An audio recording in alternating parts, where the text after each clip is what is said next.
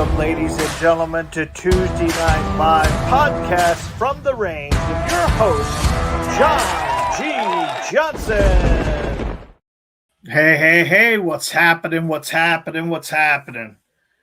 It's John, the firearms instructor. Welcome to Tuesday Night Accuracy Hour, where we're combining the HTS system tonight, because I missed last night for the HTS guys, and our YouTube channel. So I think we're going to do a little bit of this on a regular basis. We're going to mix the two together because a lot of you guys that are on our HTS system are joining us on our Tuesday night accuracy hour on our YouTube channel. Tonight we are live on my Facebook page.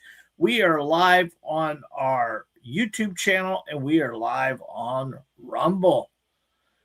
If you're the first time being here, go ahead and comment. Let us know you are one of our first time, and we would like to know where you're from and where you heard about it. And if you are one of our regulars, thank you very much for supporting a small family-owned business like mine. If you don't know who I am, I own and operate a firearms training facility in beautiful Cape Coral, Florida.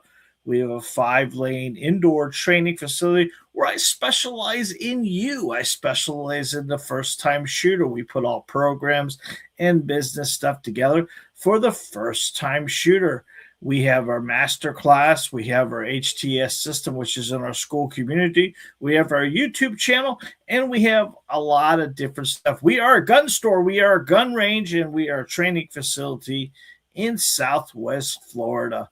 So if you're looking to proceed in getting a weapon and you're in the Southwest Florida area, please don't hesitate to give me a call.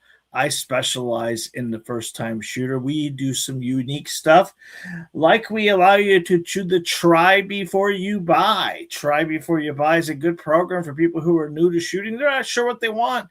They go out to a gun show, and there are thousands of tables out there with thousands of pieces. But if you don't get to shoot it before you buy it, it's very hard to understand where the challenge is. That pink gun you bought at the gun show, ladies, is probably not the best choice for you, although it's pink and it's your favorite color. My wife's not a pinky. She would get very upset if I got her a pink gun, and there's a lot of women out there that aren't pinkies. But if you buy a colored gun, those colored guns are designed to grab women's attention, not to be the best pistol to market. I think what's the best pistol market? The one you shoot the best, the one you understand, the one you can rack, you can load, you can do everything you need to do. And when you are a training facility, we specialize in teaching you all that stuff. So tonight on our accuracy hour, we cover a lot of different stuff to make you more accurate with a pistol. Speaking about the HTS system, well, the school community, I'm going to put up a QR code right here, and it's going to show right up top there. That QR code gets you a personal invitation for free access to our school community. And this school community not only gives you free access, but what it does is give you the 4-week masterclass. It gives you how to master your handgun in 4 weeks. And not only is it a masterclass, it's a course, it's a video, it's all the drills and techniques and tips and tricks. You're going to get all that for me for free. That's a $99 value. And then there's an ebook. That's the masterclass ebook that's there too. Both of those are downloadable for free on the school community. And it costs you absolutely nothing but time, but it will make you the best shooter you can be. So if you would, go ahead and comment up top there. If you're new to the channel, if you're not new, just comment and say hello. Obviously, these nights like this are here for us to help you become the best shooter you can be. I'll pull up the comments, see what we got so far. D. Marshall, thank you. What's shaking, my friend? Thank you. Guppy, as always. James Weber, thank you, sir. Glad you're here. Phil, as always. James Russell, thank you. I'm glad you guys are all here. So tonight we're going to talk a little bit There we go. James says, hello to all pistol enthusiasts. Yes, yes. Hello to the HTSers. We're glad you're here. Steve, what's happening, buddy? I'm glad you're here. So the HTSers, there are a lot of them. There's over, let's give you a little countdown who we have now. We're getting somewhere between 5 to 7 accepts a day for people to getting into the HTS system. As it sits here today, we are at 454 members at this point in time, which is pretty awesome. Pretty awesome. That gives you the opportunity to understand that there's people are starving for accuracy. And if you are looking for some accuracy or you're starving for accuracy, you found the right place. Tonight, we're going to build a recipe for accuracy. And it all starts right after this information I'm about to give you. But let me tell you, the school community is something that will benefit you, make you more comfortable, and give you the accuracy that you need. Because shooting a pistol is not complicated, but it is complex, and there's a lot of little moving parts you need to know to become the best shooter you can be. All right, so I am leaving that QR code up top there because we get a lot of people who watch this at home on their TV. So I'm actually a TV person right now, and we had a lot of people do it on the phone as well. But if you're new to the channel, go ahead and let us know you're new. We appreciate you being here. All right, so tonight I'm going to show you the 5 layers of accuracy. Now, I use this term layers like we're building a recipe of a cake or something like that. Excuse me for coughing. I apologize. I don't have a cough button. I apologize about that. Got a little carried away. The exact fundamentals to stack together to produce consistent hits, tight groups. By the way, guys, at 8 o'clock tonight, there is a YouTube drop. We drop every YouTube this week. We always do it on Tuesday nights, right as the show starts. So it gives it a great start. If you have the opportunity, don't leave now, leave afterwards, but go ahead and get your phone out and maybe watch that video. It is a awesome video. A little bit about 6 o'clock hold, a little bit about proper grip, pinky up. How many of y'all see the pinky grip video, which was done?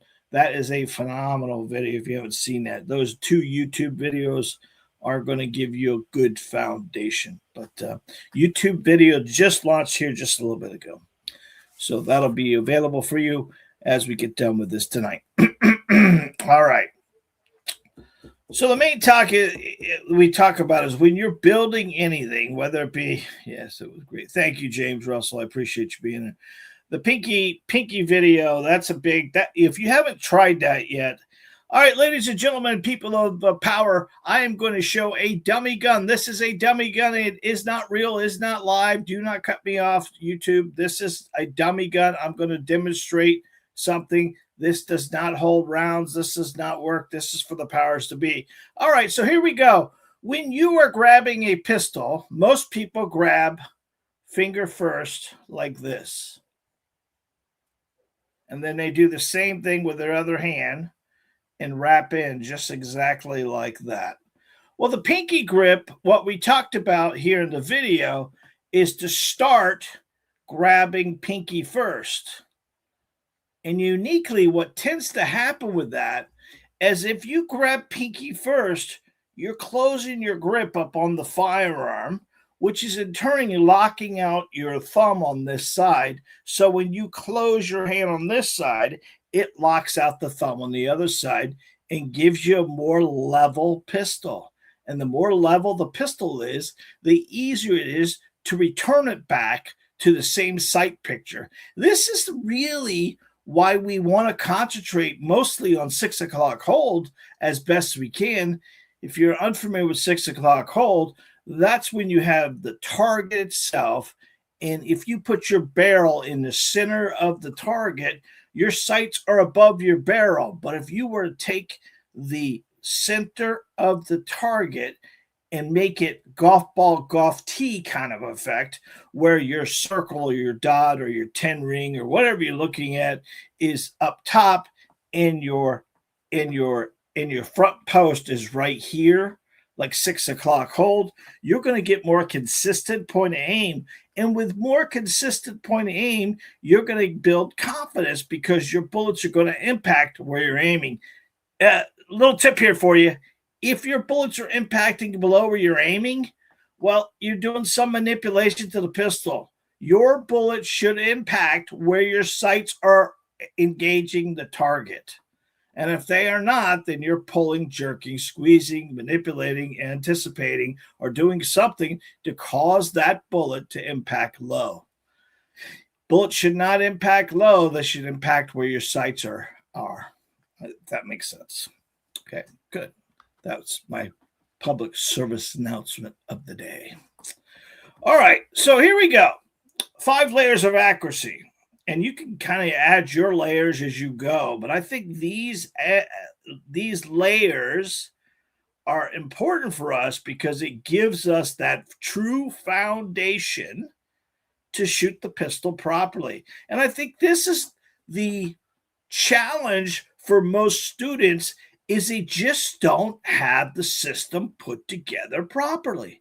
And if you have a system put together properly, whether you watch my YouTube channel or you watch the thousands of YouTube channels that are out there that actually shoot pistols, not AI channels, because the AI can't shoot a pistol. They've never shot a pistol. When they start shooting pistols, we got to be careful. Joe Meir, how you doing? Thank you for being here, buddy. Appreciate you. So when the AI begins to start shooting pistols, then we're done for anyways. So we're going to be careful with that.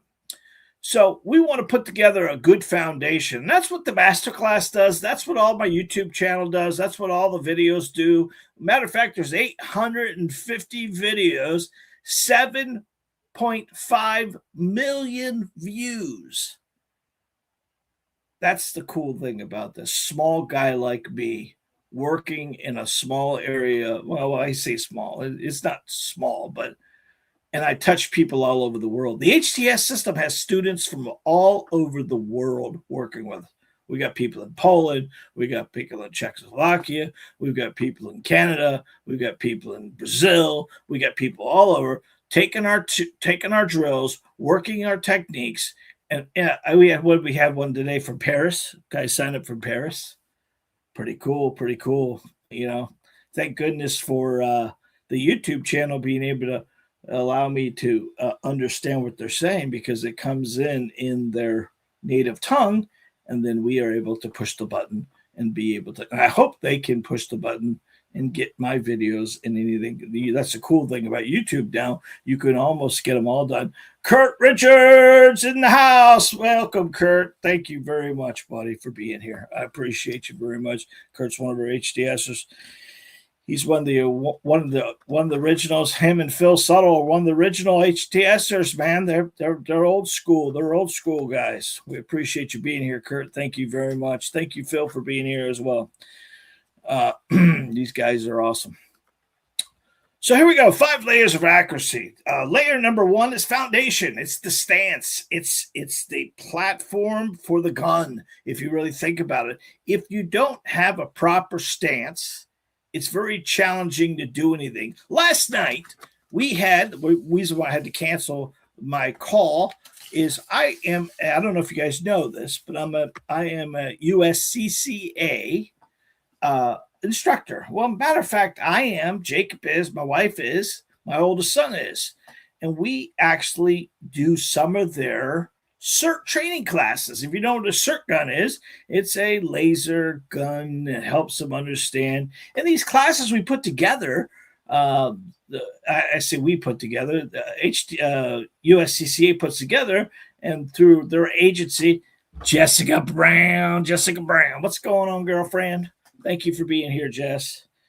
Jess is one of our HTSers, and she's doing really well. She's shooting really well. Her accuracy is getting better and better each time she turns in a target, which is awesome. That's the whole idea of this. So we put 25 students through 25 minutes of grip and stance and trigger control and sight picture and sight alignment. And we give them all kinds of stuff. And we do a little bit of, they get the SIRT pistol, they get a fake holster, well, a real holster, but the gun, a SIRT pistol has no bullets in it. And they're able to pull the draw. We give them a little bit of draw stroke. Concept of this whole class is to get the customer to realize, oh shit, I don't know what I'm doing. I'm thinking about getting my concealed carry. I'm thinking about carrying a gun. I'm thinking about doing all this stuff, but I have no real balance. I have no real system. I have no understanding. Last night, out of 25 students, probably 12 to 15 of them didn't even have a firearm. Don't own one yet. So it's a perfect customer base for me. Thank you, CCA. But it gives the students a lot of value. And we have talk about the USCCA insurance and all that stuff like that. That's the whole idea of this thing, is to realize it doesn't start at the gun. You know, it starts before the gun. It starts before you think about buying a gun. It's the mental part about it. And that's the kind of the cool thing about it. But last night, showing these people, we put them through a drill where we're putting them through a maze in the range, and they're shooting the SIRT pistol at targets. And we add just a little bit of stress involved in it, and we're getting them walking in a little. It's a cool little class. Let me just tell you, if you ever get to do one, do one. It really shows you your weaknesses really quick. Well, we spend 20 minutes with them explaining grip and how to control the pistol. And wouldn't you know it, thumbs were crossed. They were teacupping. They were shooting the pistol 1 foot forward, 1 foot back. It was just crazy. Now they're fake pistols, guys, but it was just craziness. And then, you know, we don't judge them in the point of making fun of them. We judge them at the point of saying, did you understand that you shot that guy right there in front of you? Because when the laser goes off, there's a dot on someone, right? So there was a lot of accidental charges last night that were not meant to be done, and students didn't even realize. And when you start seeing those red dots going on people, you just realize you put yourself in a bad position as a firearms instructor who teaches concealed carry, who gets students into training classes and gets to the next level and the advanced classes and everything else like that. We've got to put it all together, because in a real life situation, muscle memory has to be there. If it's not, in real life, shit's going to hit the fan. And when it does, are you going to be prepared for it? And that class just shows students you're not prepared. You're not going to be prepared unless you spend enough time. Going to the range does not prepare you to be in a critical defense situation. You know, situational awareness and everything. We're in the real realm of things, we have to have the muscle memory involved in just to be able to survive the situation. And that's the kind of thing. So what does a proper stance look like? If you already know, if you've been in the HTS system, but what we're looking for is our feet shoulder width apart, not 1 foot forward, not 1 foot back, not canting, not parting our thing, trying to get ourselves in a athletic stance. The best athletic stance you can be in is 2 feet shoulder width apart, belly button towards target, concentrating on keeping the weight to your toes, transferring the weight to your toes by taking your nose and lifting just a little bit over your toes, nose over toes. And that's going to help you tremendously soak up a recoil. Now, I had the students last night holding the gun properly, and then I go by, tap the front of the firearm, and they fall backwards, right? Because they're not leaning forward yet. Now we change them all up, give them the stance proper, and I come back and tap that firearm the second time, and bingo, bango, they're in control of the pistol. And it makes a big difference. When we have a level pistol, whether we're forcing the levelability of it or it's just level, it's going to shoot level. And that's going to be the key thing we're trying to do. We want to lock those wrists out and control it.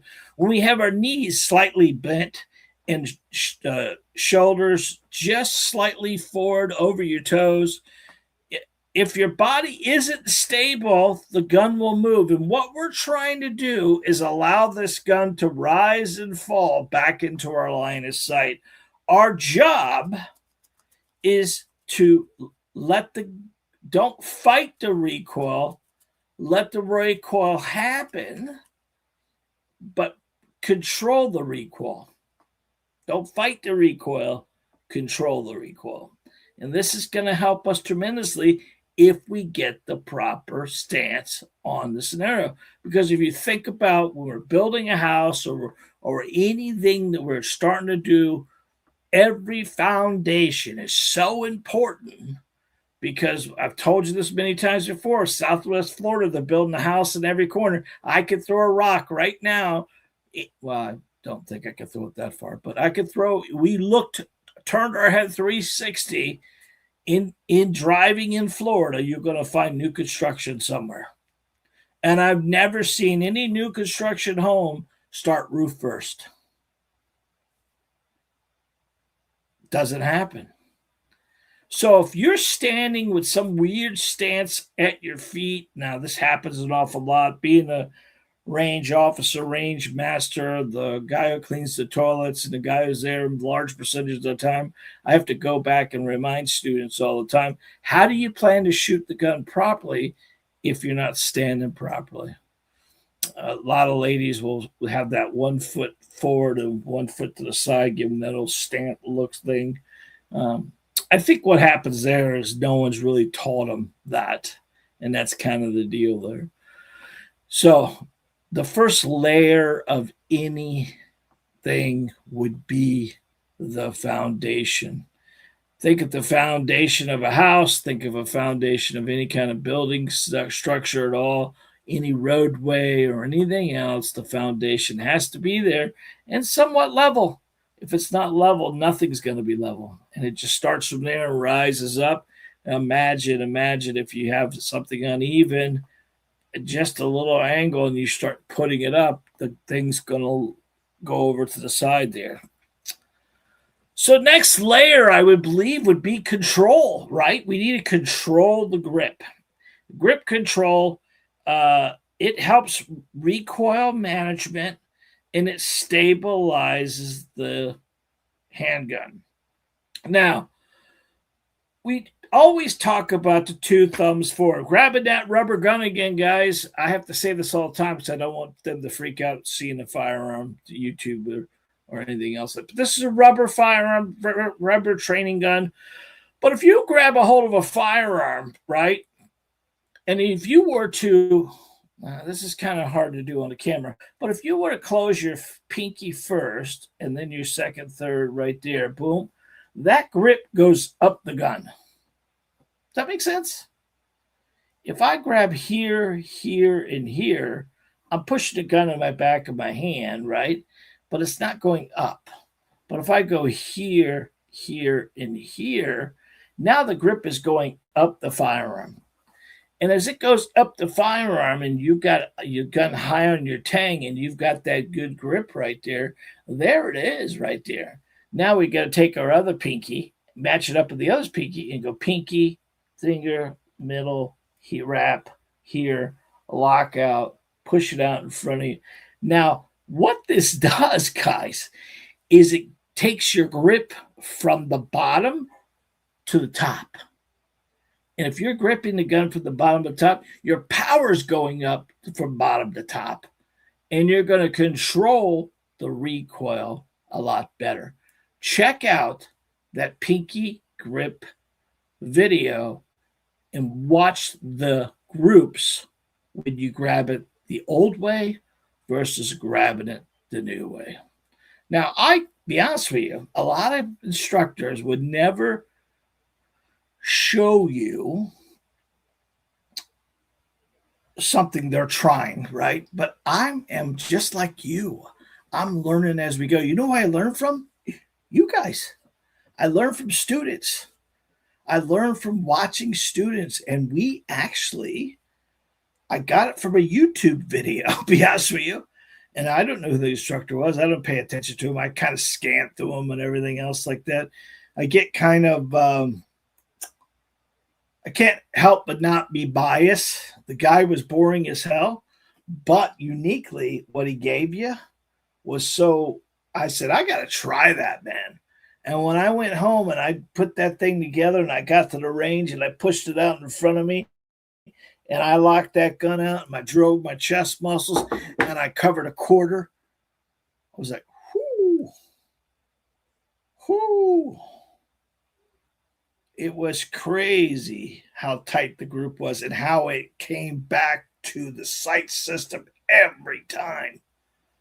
I was like, man, I got to try this with another pistol. And I tried it with equalizer, and I tried it with a friend of mine's Glock, and I tried it with, and they were all shooting like that. I was like, holy shit. And be honest with you, there was less trigger manipulation when I was driving the gun. Let me tell you, if you watch that video very carefully, because I edit all these, right? I edit all these videos, and I'm watching my trigger finger on these things because I tell you something, and if I'm doing it differently, I don't want to confuse you, right? But I had my finger almost to the, I had my finger almost a little bit past midpoint, right? And it was still running straight. I was still controlling the pistol. Now, if you haven't noticed, I'm not a very skinny guy, right? But it has nothing to do with my weight because I put a 145-pound, 68-year-old woman doing this same thing. I shouldn't tell you her name. I won't do that, but I just said her age. And you know what she did? Stack, stack, stack. And you know what she said to me? Oh my God, I have better control. I have more control of the pistol. Yes, because you're gripping from up to bottom and your hand is rolling in and it's a natural thumb thing, right? You put your thumbs forward. They got to be forward. And you do that with, well, there it is. This is that aha moment. Where's Joe at? Joe looking for an aha moment. I'm giving you one, Joe. Joe's one of our HTSers. He was on the call a couple weeks ago saying, I haven't had my aha moment. If you don't know what an aha moment, the moment of clarity comes. The moment you're doing something and all of a sudden it goes, holy shit. Let's do that again. And it works again. Let's do it again. And it works again. And all of a sudden, all that time you spent doing it wrong, and one time you figure it out. Now, once you figured it out, you engage it, you swallow it, you chew it up, and you consume it, and it becomes part of you at that point in time. And it becomes, all right, now I got this. Because I think what happens to students is they're trying to do everything all the time. You can't build the whole house at once, right? We got to build one thing after another. The foundation has to be level, but it has to be dry. A couple days dry, right? They don't go in, put the concrete today, and start building on it tomorrow. They've got to let that baby dry. So we need to consume it, get it, repeat it, consume it, do it, repeat it, and then we lock it down. I own that now. It's mine. That's what we're looking to do. So grip is so important to us. Check out the Pinky Grip. Listen, there is not one grip. There isn't one trigger control. It's the one that you can do the best and repeat on a continuous basis. That's the best. Students are, what's the best? What's the best pistol? There's no best pistol. It's the pistol you like, the pistol you run the best. It's no brainer, right? There are pistols that are more user friendly than other ones, but that doesn't mean anything. That's an opinion. We all know what all those are like, right? Your opinion. But when you're accurate with one gun, you'll be accurate with all of them. Doesn't matter. I don't care what I shoot.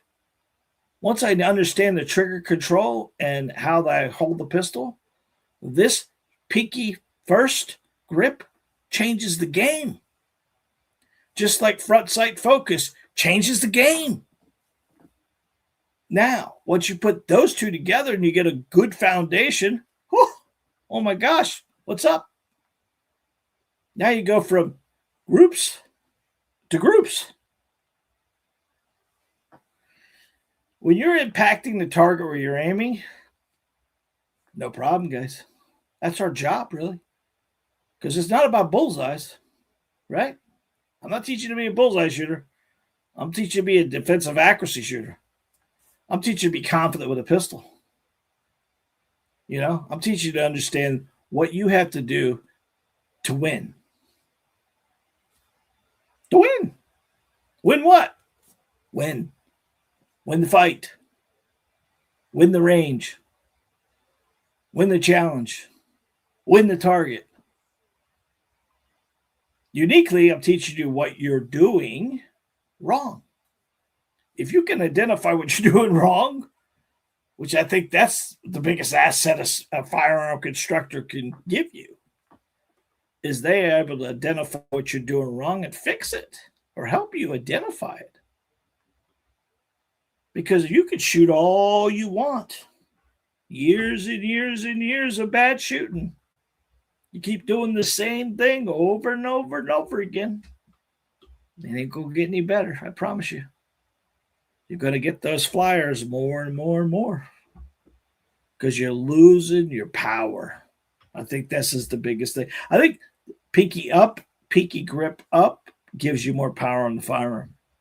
So you can get past those longer strings of shots and keep that weapon in the line of sight and run as fast. You can shoot faster when you feel in control.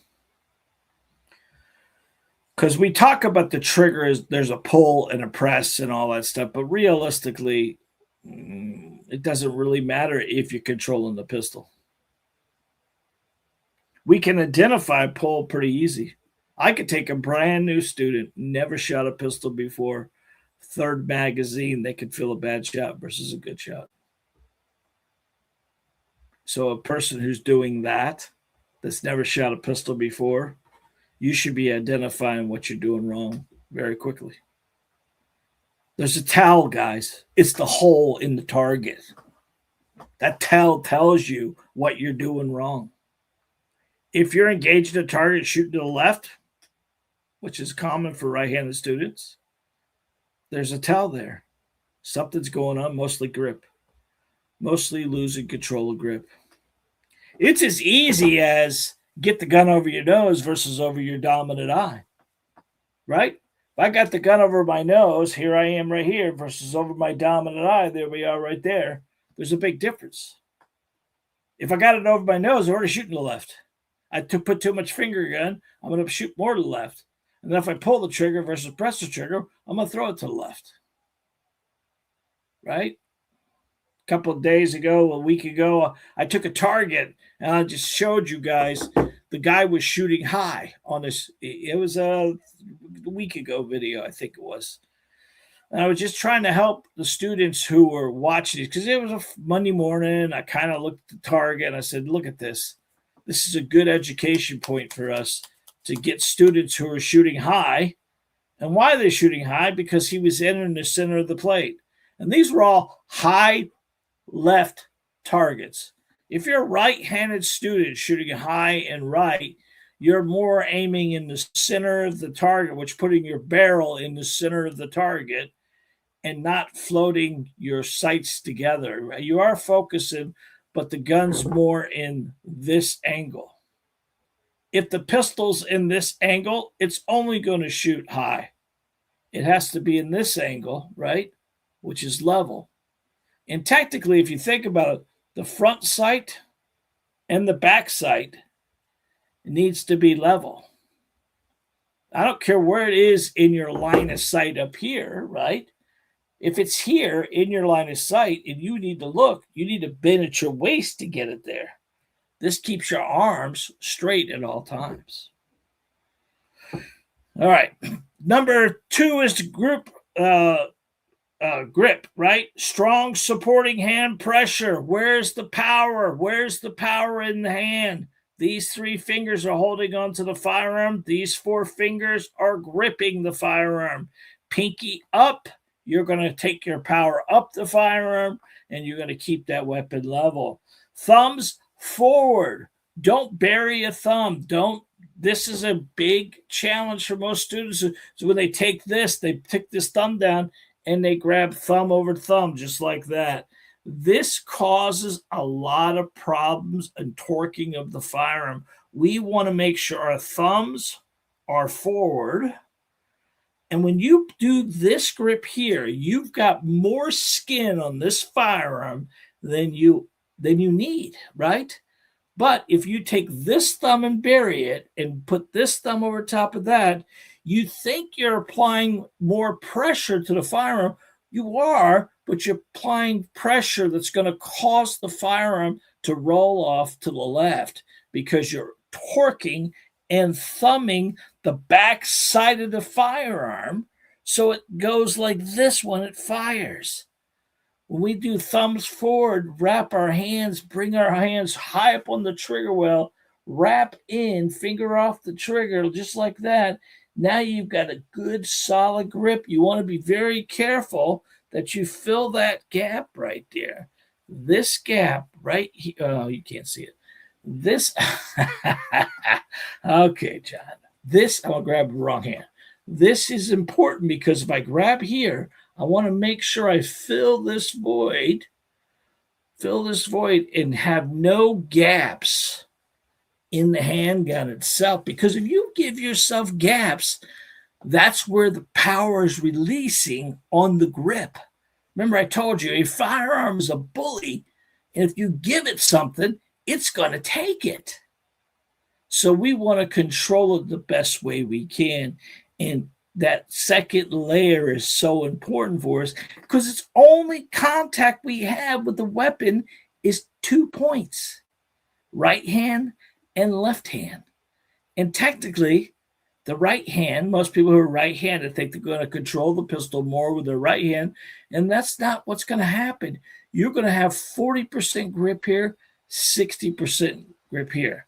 I think what happens with the pinky grip control thing, I found myself almost having better control, so I didn't really worry about over torquing or over pulling one side or the other. I had better power structure when I did the pinky forward. And that pinky forward, I keep saying, but basically what it is, you close your pinky finger first. And if you just do this at home with the dry firing tonight and pinky first, you'll feel your grip go up the firearm. Your power goes up the firearm. And when it does that, you're going to stay level with that pistol, even during high recoil runs. You know, we don't do a lot of 10-shot drills here, but 5-shot drills, you can start shooting one-shot splits, 1-second splits, and keep the weapon level. A level pistol that stays level and drops back down into your sight system. So all you got to do is identify your sight and cut the shot again. Identify your shot, cut it. The faster you shoot with the weapon in a level position, the quicker your targets are going to be fulfilled and not all over the place. High grip, make sure you're high on that firearm. You want to be high on the tang as much as possible. I tell you, a large percentage of accuracy killers are not gripping the gun properly. You could solve your grip. It's going to be a good win for you. Because what happens is, if you have a poor grip, you have poor sight alignment because that sight is not staying still. That sight is jumping to right, to left, to up, to down. This is what causes most of the flyers that we talk about. The flyers themselves are caused by improper power or improper grip, which is not allowing that gun to come back into our sight system exactly the same way over and over and over again. Number 3 would be a visual. It's a visual thing. It's sight alignment and sight focus. Front sight focus is a game changer. If you have not tried it yet, there's plenty of videos on my YouTube channel. I believe I would recommend you watch a few of those. It's very simple, though. It's not a hard thing to really think about. Our job really is to front sight focus more than trying to figure out where am I on the target, where am I on the front sight, where am I out with the back sight, and all that stuff like that. So technically, what we're looking to do is take most of our focus right on the front sight. Make sure that this is in that 6 o'clock hold area that we talked about, simple and easy, just base below the center line. And then as the weapon begins to, when you begin to drive this trigger back nice and slow, you're going to cut the shot. What should happen during the shot is that the gun will rise and fall, rise and fall.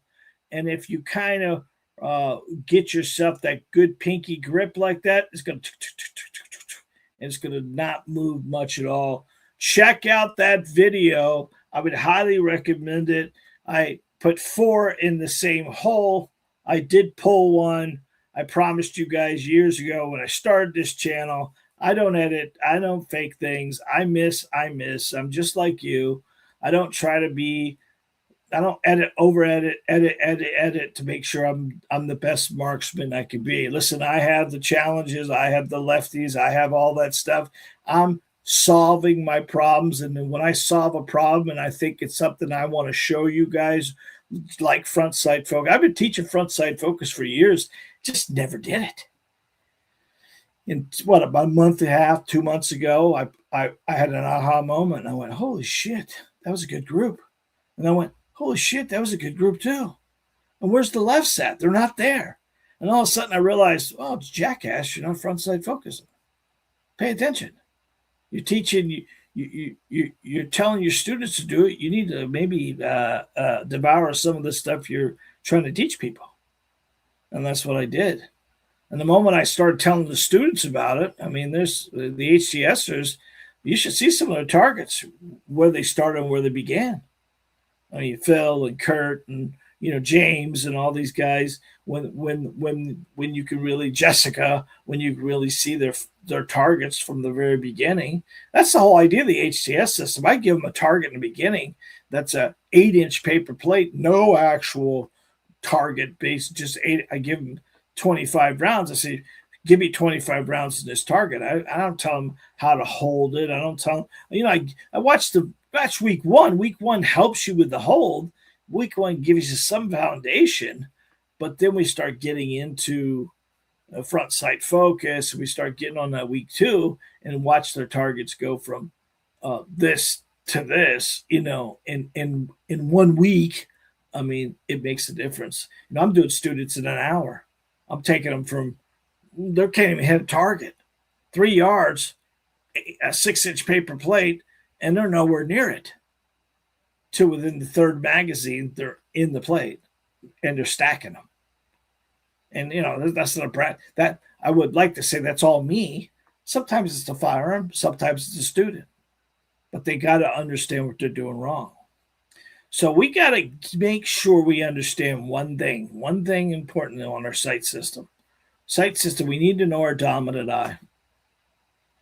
Because if we don't know our dominant eye, that becomes real challenge for us. And with people who have all these corrective lenses and things they're doing now, that's very challenging for some students, right? You could be right-handed and right-eye dominant. Boom, boom, boom. That's me. You could be right-handed and left-eye dominant. That's a lot of people. More people than you think. You could be left-handed and left-eye dominant. That's pretty good. But you could be left-handed and right-eye dominant. That's a little more challenging. And all of these things, that's important for us. Because if you really think about it, we have to have the gun over the dominant eye. If the gun isn't over the dominant eye, you're already shooting weird, right? So, rubber gun. So here we go. If you got the gun out here and you got it over your nose, right, just like this. Now, I can't see the camera, but I've got it here over my nose. that would cause me to shoot to the left a little bit because I have the gun to the left a little bit because this is my dominant eye. And what's happening is I have to turn this gun to see my sights properly, to see through the pistol. And when you do that, well, the gun goes at an angle. But watch this. If you take the gun and you bring it over to your dominant eye, and then you turn your chin just enough to get your eye and weapon lined up together, bing, bing, bing, bing, bing. There, you're shooting over the pistol. And when you shoot over the pistol, what's up, Jazz? When you're shooting over the pistol itself, that's going to make you more accurate. Now, how do we do that with left-handed? Same thing. Just put it up here. Now, what you're going to do is you're going to turn your chin to the left if you're left eye dominant and get over the pistol. There it is. All right, so how do I do that if I'm right-handed, left eye dominant?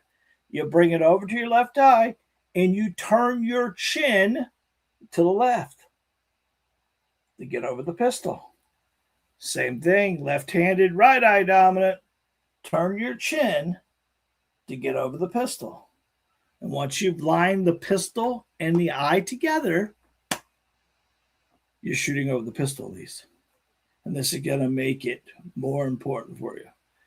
Front sight focus is pretty simple and easy to get you to understand. Don't worry about your back sight. Don't worry about the target. Those actually should be blurry.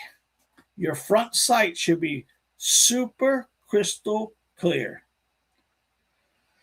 Your eyes guide the shot. Just remember this. Your eyes guide the shot.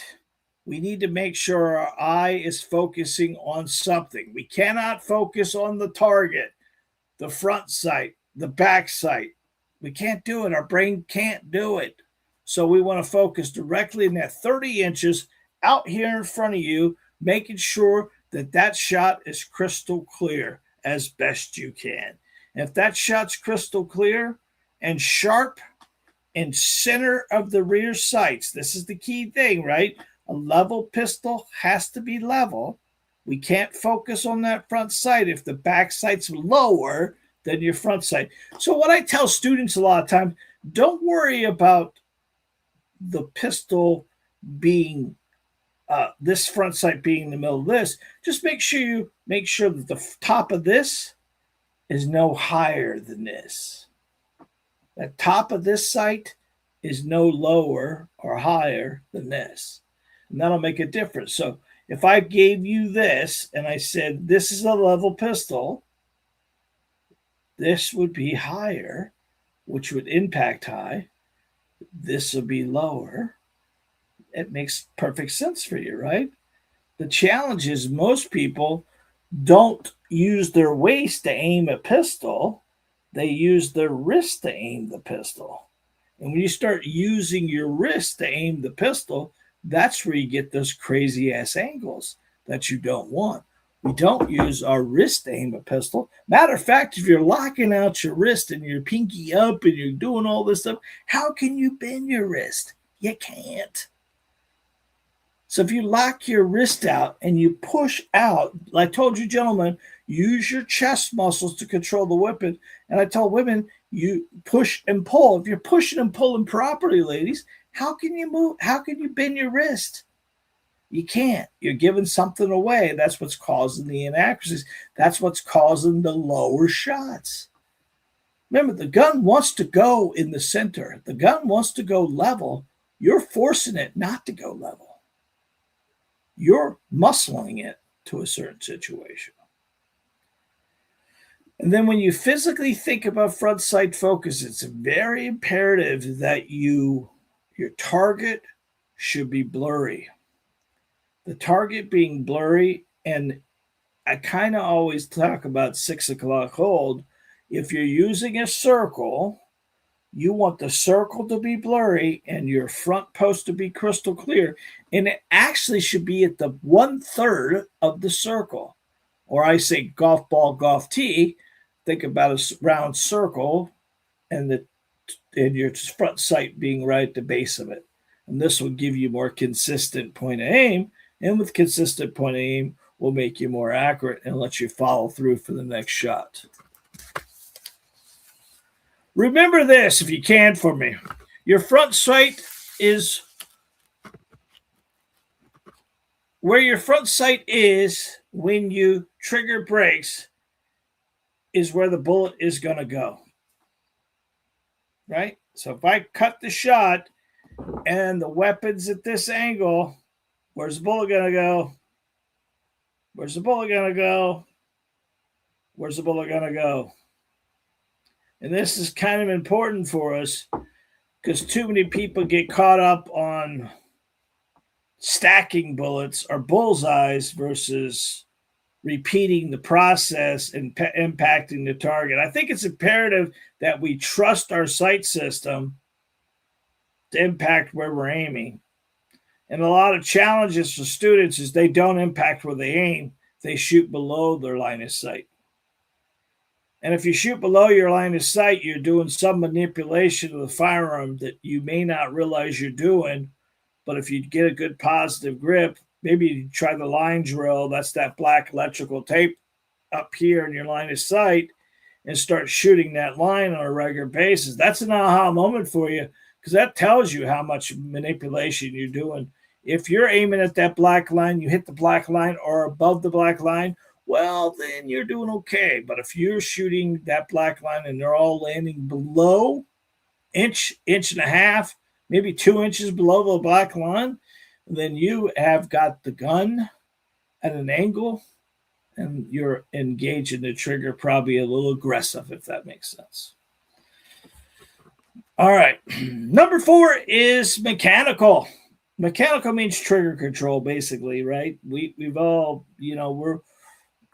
if you really think about the two things that cause contact of the firearm is grip. But contact with your trigger finger manipulates the pistol as well. And this is something that we have to kind of remember and feel on a regular basis. I think it's important to us to understand where we should start. And I always tell students, if you're going to start a trigger press, you almost want to think about being in the top of the pad, basically. Stay away from the crease as much as possible. What tends to happen to most students is they begin the trigger all the way into the firearm. I don't know if you can see that. Yeah. And this is going to cause, you see that already as I'm pulling the trigger, it's all going to the left to begin with. And the more I get my finger, see that there? See that there?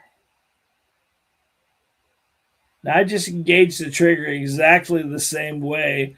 I'm pressing the same hardness and it's barely moving because now we're more centered into the firearm. And now the weapon is going into my hand as much as possible. I'm pressing the trigger back into the firearm, which is going to help us get a consistent trigger press. When you got the firearm coming back into your hand like this, you're going to get a better trigger press than somebody who's got his finger all the way in, which is causing it to go off a little bit. I think what's important is if we can kind of think about shooting this gap. Do you see that right there? With this piece of skin is not touching the firearm, because when it starts touching the firearm, it manipulates the firearm. See that right there? But if I kind of do this, I can press that trigger and it's going to go straight back into our hand. And the more we get it back into our hand, the easier, more control we have. And the trigger press versus a trigger pull is two different things if you think about it. Because the monster inside of us is telling to pull that trigger. And I'm trying to tell you to press that trigger. Now, I realize in the high defense situation, you're going to pull the shit out of it. Yes. But as we're training, as we're working through our fundamentals, as we get a good grip and a good stance and a good pinky up grip, and we're really getting that gun back into our line of sight, watch some of my videos. I don't shoot slow. I'm not going to call myself a marksman, but I kind of work that paper plate pretty well. and they're always normally right where they need to be. And we're not taking our time. We're running in a defensive situation. We're going to shoot an awful lot faster than that in high defense. But we got to get it there first, right? And I think that's important for us to get that where we want to. I don't know if you've ever seen the pin drill, but the pin drill itself is a great drill because it gives you the idea. When you take a ballpoint pen and you just hold it in your hand and you press that trigger with a ballpoint pen, watch the bottom of that pen wiggle like that. When you move your finger in and off that picker, that pin button, it makes a pin button, clicker is what I call it. It makes a big difference for you. Here's the must on trigger press. Ready? These are the must. You must have a smooth trigger press to be accurate. It must go straight to the rear. And then it must not disturb the front sight. I need you to think about a press of a trigger. Don't jerk it. And the common problem for most people is they rush to empty. They bang, bang, bang, bang, bang, bang, bang, bang, bang, bang. And they go faster and faster and faster. I don't care how fast you go if you're accurate. I don't care how fast you shoot if you're calling your shots. When I shot that drill just the other day, that's up tonight at 8 o'clock, when I pulled that one to the left, I knew I pulled that one to the left. I felt it. And of course, when the video's on, the camera's on, it is what it is. That adds a little bit of stress to me, but not much. I don't care. I think you guys are my buddies, my pals. If I can't miss in front of you, who can I miss in front of? I just think it makes me real. I think it makes me just like you, making a mistake and being able to solve it. I'm not saying the other YouTube channels edit their stuff so they don't miss. I don't think that. I think there's some great shooters out there. I just think I deal with a certain group of people that hunger for accuracy, and I don't want to act like I'm better than them because I have my good days and my bad days when it comes to the range. But I shoot almost every day. It's just part of the deal. And I shoot a lot of different pistols because I shoot the student's pistol as well as I shoot my own. So it's kind of fun. So press the trigger, don't jerk it. I guess the definition of a press and a pull, that's what you need to figure out. That's what needs to make sense to you. I've told you my scale thing before. Got 5 pounds on both sides. If you drop 5 pounds on the one side that's empty, at any distance, it would delodge the other 5 pounds. I would consider that a pull. But if I cut the bag open and began to pour it on the scale on the opposite side, and it slowly started to level out, that's a press. But John, I can't press during a defensive situation. No, you can't. But at that point in time, are we practicing? Or are we learning? If I want you to practice and get consistent, we have to crawl before we walk. And you have to identify a good press versus a pull. And once you've got that in your brain, then bingo, bango, it starts making sense to you.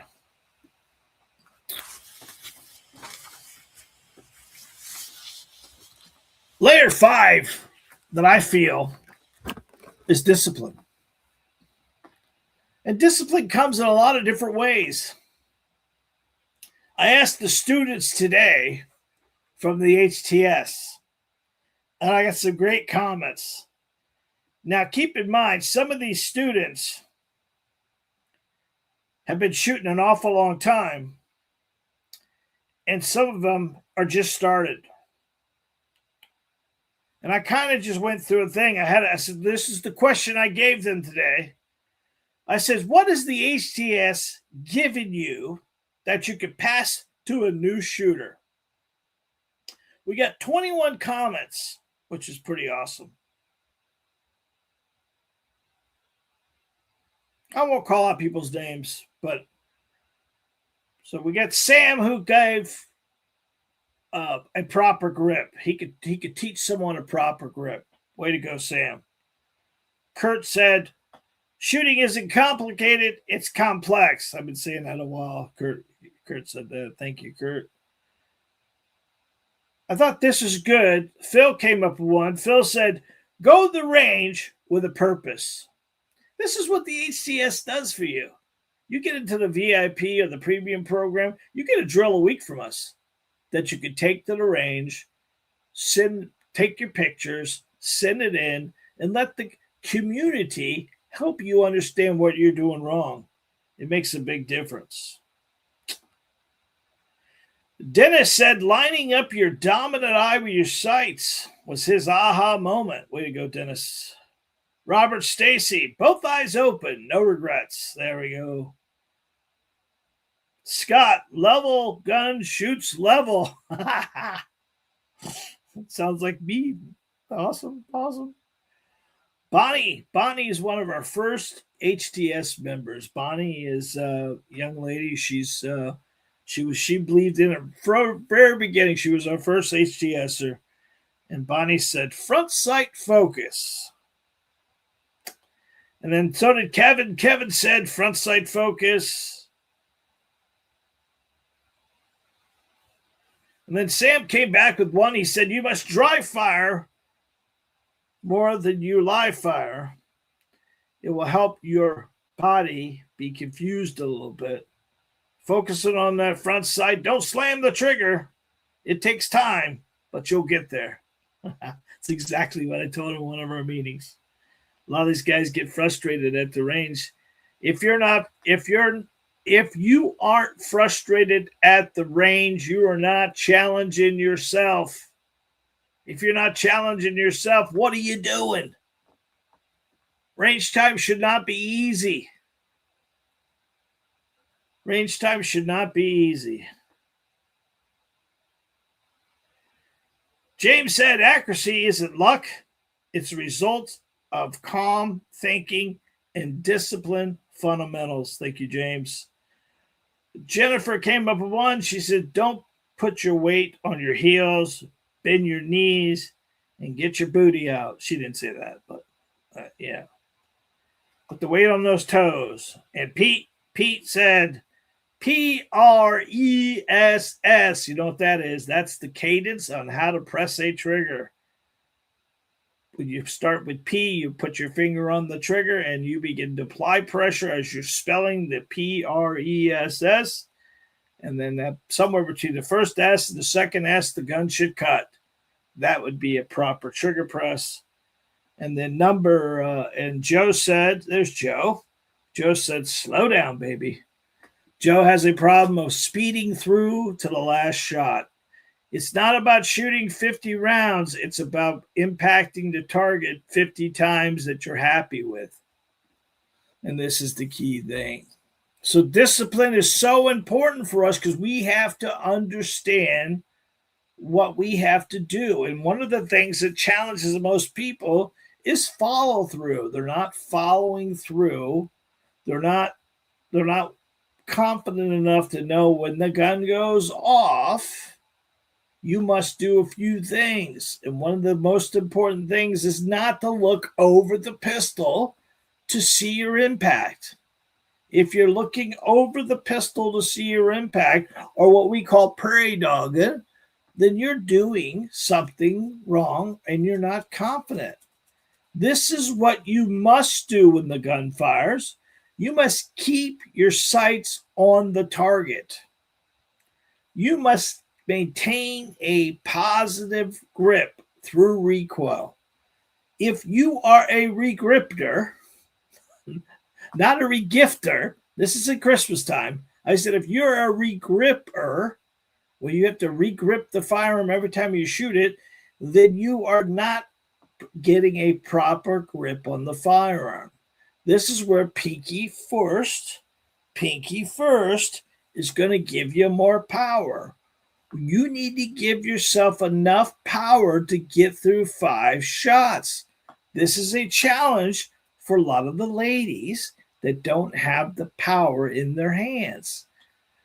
Remember, ladies, we push and pull pinky first on both hands. You're going to get the proper power. I think what happens to most students, most senior men and women, is they squeeze the shit out of the firearm in the beginning, and as they get to their 5th shot, they're losing their power.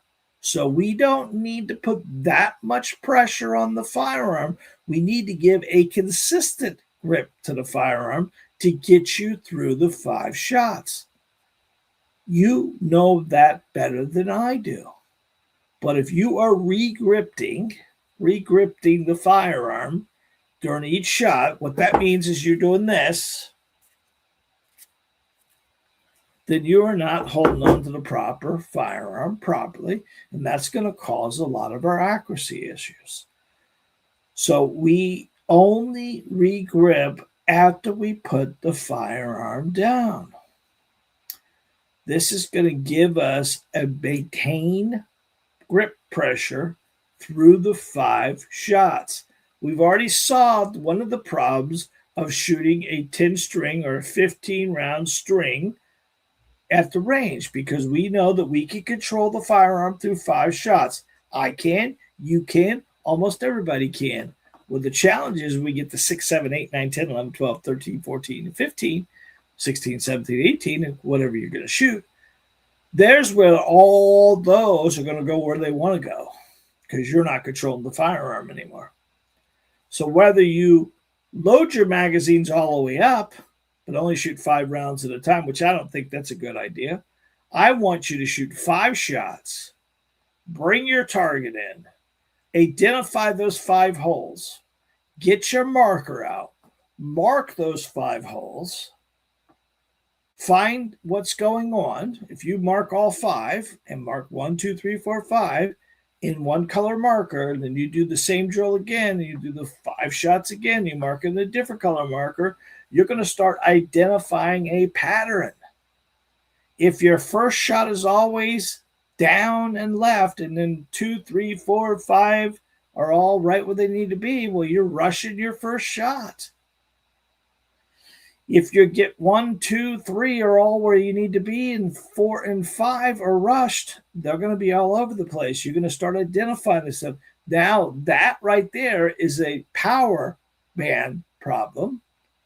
You're giving too much power in the beginning and losing power at the end, right? Or it could be a rush problem where you're cycling through. Well, you can solve rush problems by dry firing before you live fire. So there's a lot of little tricks I can give you, but we have to identify them. You have to identify them. Most shooters mentally quit as soon as the gun goes off. I'll say that again. Most shooters mentally quit as soon as the gun goes off. Or are you one of the people who shoot the last shot and throw it down? If you throw the gun down, I have this all the time. People are so intimidated by them that they want to get the damn thing out of their hand. So then I have to go through the whole spatula. It's a spatula.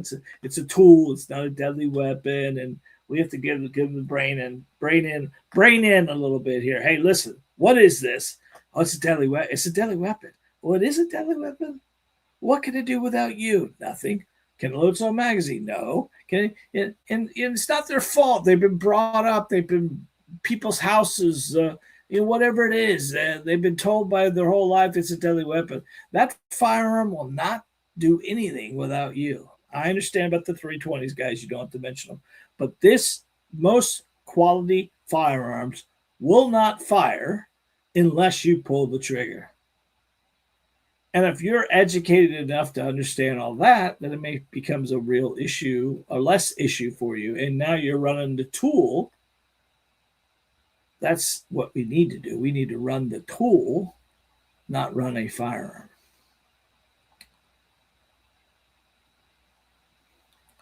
I want you to remember you can't mentally quit as soon as the gun stops recoiling. You can't drop your gun to look at your sights. You need to stay into the firearm until it is at slide lock. And then it's with the slide lock, you bring it to your chest, get your mag out, and then set it down. You're not done until that magazine's out of the pistol. That's why we give them a whole system. How you pick it up, you make a pistol to pick up a firearm, you make a pistol to put the firearm down. This keeps your finger off the trigger each week.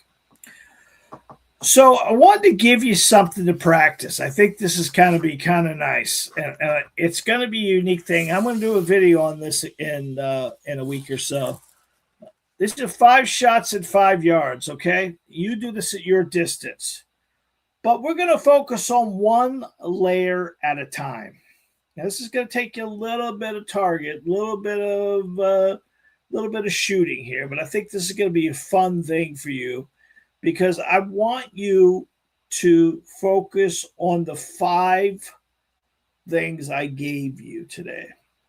So I want 5 shots at 5 yards with a shitty stance. I want you to put a paper plate over here and a paper plate over here.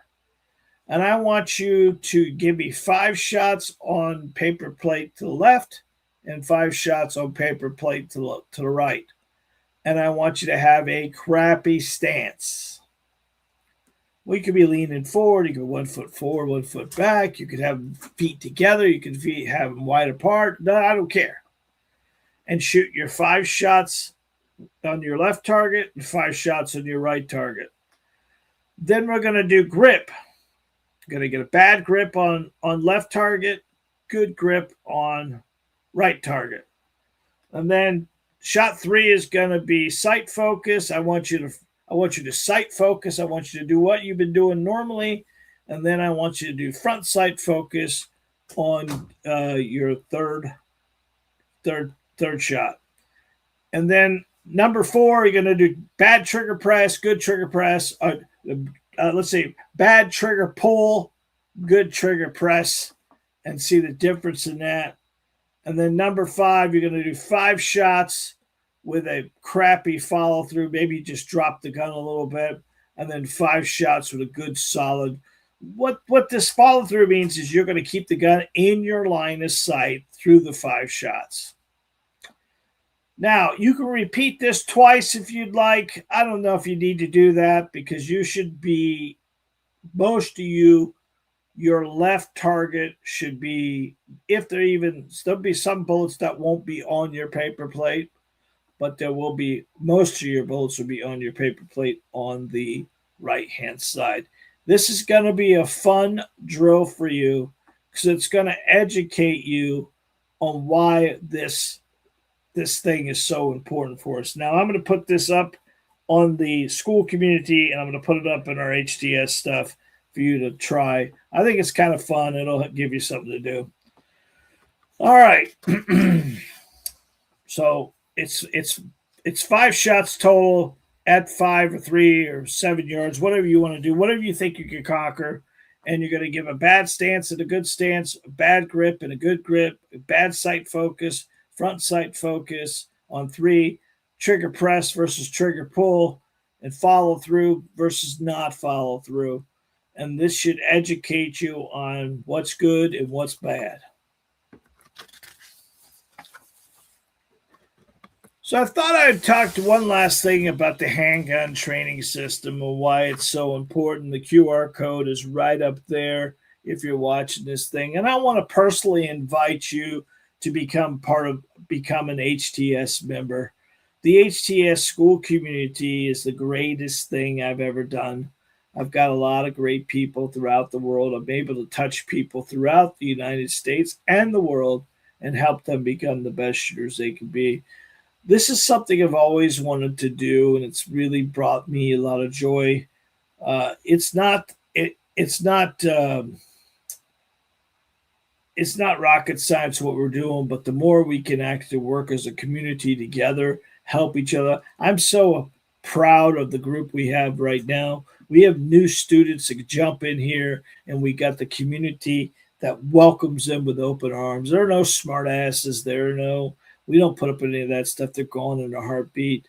Uh, we all we want is the positive people that are positively affecting, and when you have that going on and be able to help students get them to the next level. Guys, I'm only one guy, and I could not do what we're doing with this HTS without the community support we have on a regular basis.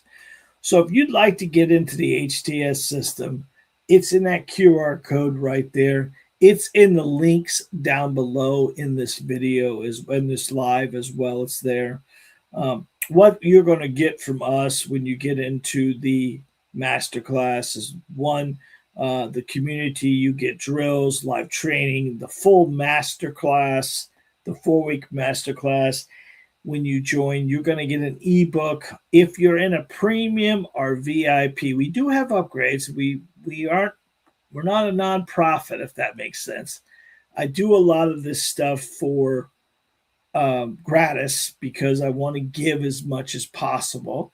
When I give as much as possible, sooner people will find that want to help support the cause. They join as a premium member. Premium members are $10 a month, guys. $10 a month. Premium member gets one target a month.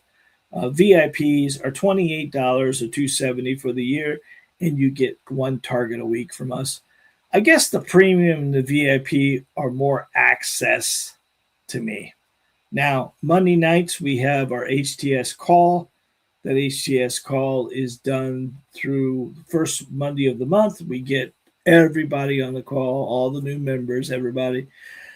But the people who have monetized or paid in the premium of the VIP, they get access to be the rest of the 3 weeks of the month. And obviously, they get the full access if you're VIP versus they have my phone number and call and everything else like that. I'm not trying to block my access. I'm just trying to support the people who support me as much as possible. And I would really love to have you guys join. I see it's really helping out a lot of students, and it's what the idea of this thing was getting a base of people like we have here and getting them out in the ranges to support other people at the ranges and give them a little taste of accuracy. So, that's what's missing in the world today. When I went to high school, you could have a shotgun in the back of your truck, in the truck.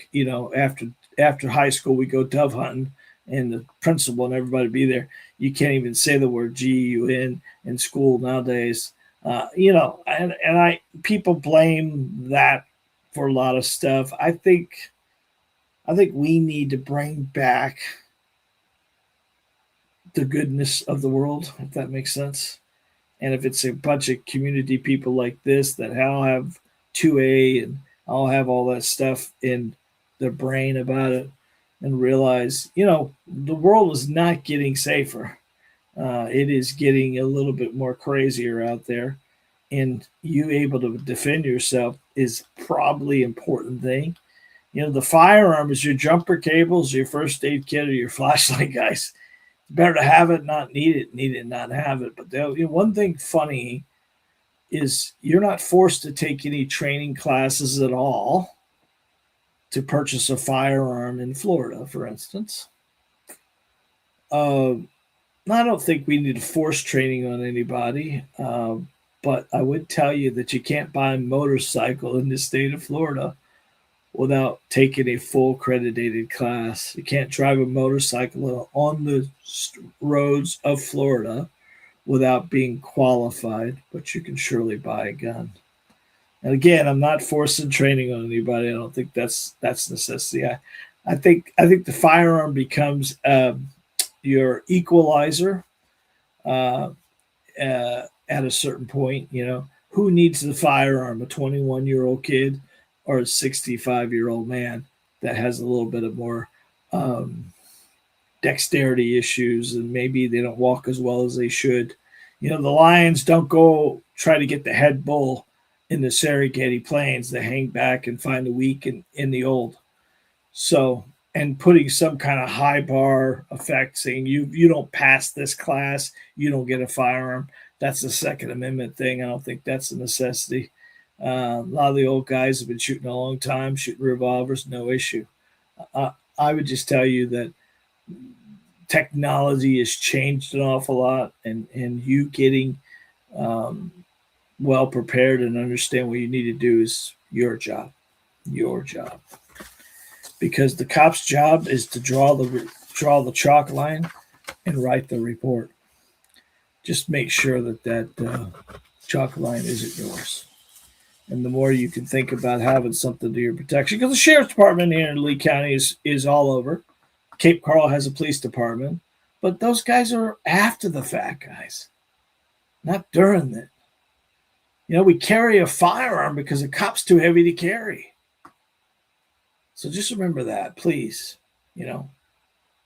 Your job is to spend enough time, and you owe it to the community, you owe it to yourself, you owe it to your family to be the most proficient person you can with a firearm. Because when you cut that shot in the middle of a defensive situation, you're responsible for it until it hits the ground. And that becomes the problem for you. And when in Florida, they allow you to carry without a permit. They allow you to open carry. So there's a lot of Florida's the gunshine state, man. But none of them are giving you permission to use it.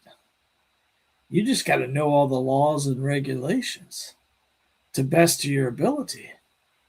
Because if you cut a shot in the wrong spot, doing something wrong, this is all, not just Florida, but all over the place. You're responsible. And some of these states, they're going to make an example out of you. They don't want you to protect yourself in some of these states. So we got to be careful, very, very careful. So if you'd like to join the HTS community, I would love to have you. It's in the links down below. It's in that QR code that's right up top there. You can go ahead and scan that if you watched it on the TV. I would love to see you on our YouTube channel. Guys, we have about right now, we have 40, hang on, I'll tell you real quick here. So I wanted to kind of touch base on something here, bro.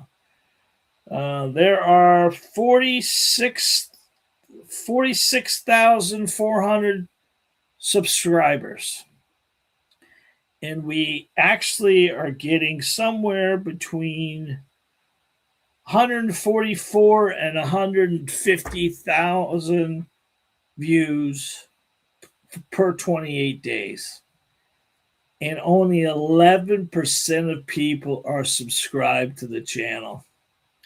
Now, this is why no one's subscribing anymore. But let me explain to you why subscribing helps out if you're watching from YouTube tonight.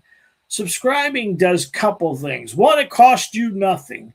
Two, it tells YouTube that this is important and it needs to be shared.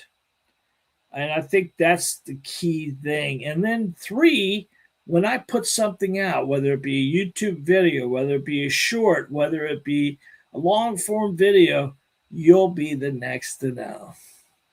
And this is so important for us because we don't do these videos for our looks. We do them for educational purposes. I started a YouTube channel to educate, motivate, and entertain. And if I've done that tonight and you found some value in this evening's accuracy hour, please don't forget to hit the bell icon, the like, and the subscribe button, and you'll be the next to know. Well, that's it for tonight, guys. I'm going to go up and say hello and thank you for some people real quick. We have this every Tuesday night at 8 p.m. James Russell, thank you very much for being here. Phil, thank you very much. D. Marshall, Guppy, James Weber, Steve Wegg, Joe Murr, thank you. Kurt Richards, thank you. Kurt said some time ago I heard mention the Kentucky windage. I've been doing for some research and found out about that. Very cool. Thank you. Um, thank you, Kurt. Appreciate you being here. TJ Myers, thank you. Jazz, as always, buddy, thank you.